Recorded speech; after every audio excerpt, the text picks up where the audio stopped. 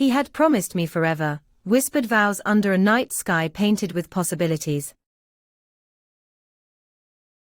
I had given him everything: time, trust, dreams woven tightly around ours. But forever shattered when I found out. The message was plain, a text meant for another hidden within innocuous words. My heart wrenched as he confessed with hollow apologies, his eyes begging mercy that I could no longer afford to give him. I felt raw, stripped of dignity, discarded like autumn leaves blown away by the insouciant breeze of his betrayal.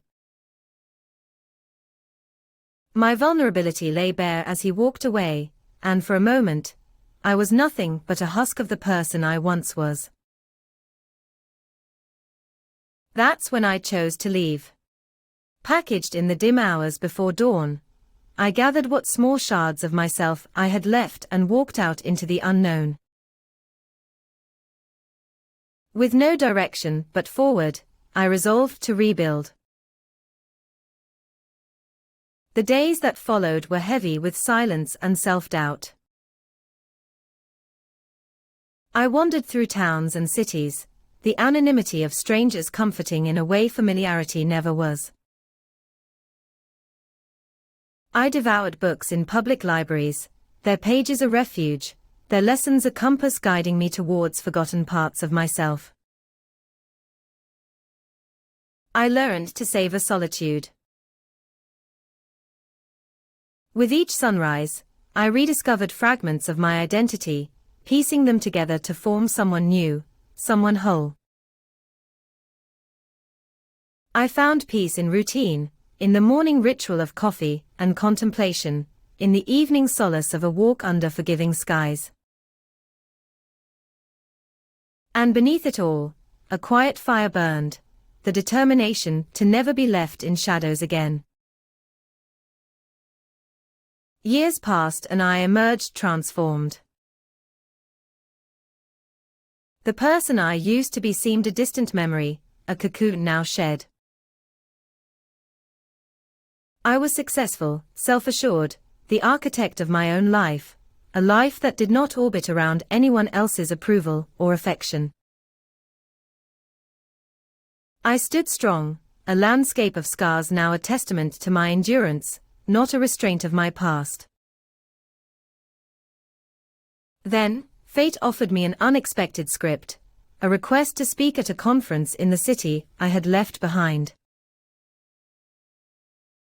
I arrived cloaked in a new self, a self that no longer needed the validation of others to affirm its worth.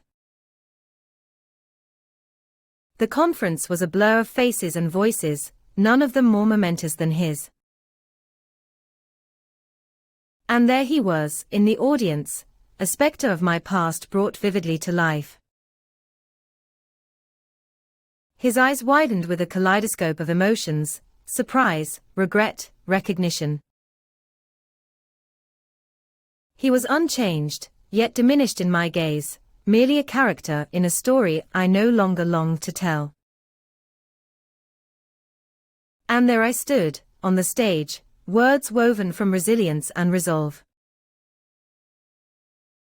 I didn't falter, didn't hesitate. In that moment, I realized I needed nothing from him, not an apology, not acknowledgement, not even closure. My heart was my own, fiercely beating to a rhythm he couldn't dictate. As I finished speaking, the crowd rose in applause, a chorus of affirmation not for what I had become in spite of him, but because of me. I met his gaze only once more, a flicker of my past meeting the firm resolve of my present. Then, I turned my back, leaving him and that chapter behind, my footsteps light with the knowledge that I had rewritten my story.